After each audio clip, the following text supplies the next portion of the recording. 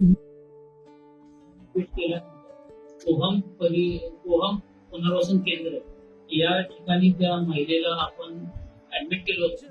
परंतु थोडं त्याच्यावर मानसिक रोगाचा परिणाम असल्यामुळे ती व्यवस्थित राहत नव्हती. संस्थेनं व्यवस्थित काळजी घेतली होती. इथली काकू तर हाताने तिला बघत होती.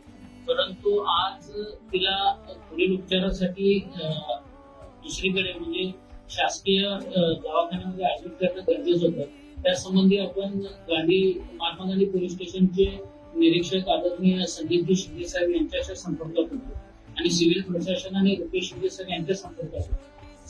सगळी प्रशासकीय कारवाई झाल्यानंतर तेथे आपले लोखंडे साहेब जे आहेत त्यांचं जे मातोश्री वृद्धाश्रम आहे त्यांची माझी भेट झाली आपल्या मेडिकल सुपरवायझर आणि त्यांनी या महिलेला ओळखलं आणि त्यासंबंधी मी संदीप शिंदे सरांना सांगितल्यानंतर त्यांनी एक कॉन्स्टेबल माझ्या बरोबर पाठवला. मी त्यांच्या घरी गेलो आणि त्यांची आई आणि बहिणीशी बोललो.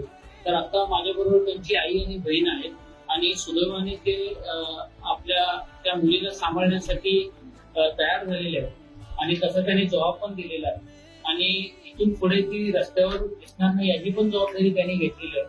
तर मी सर्वप्रथम या कोहम पुनर्वसन केंद्राचं जोशी मॅडमचं त्यांच्या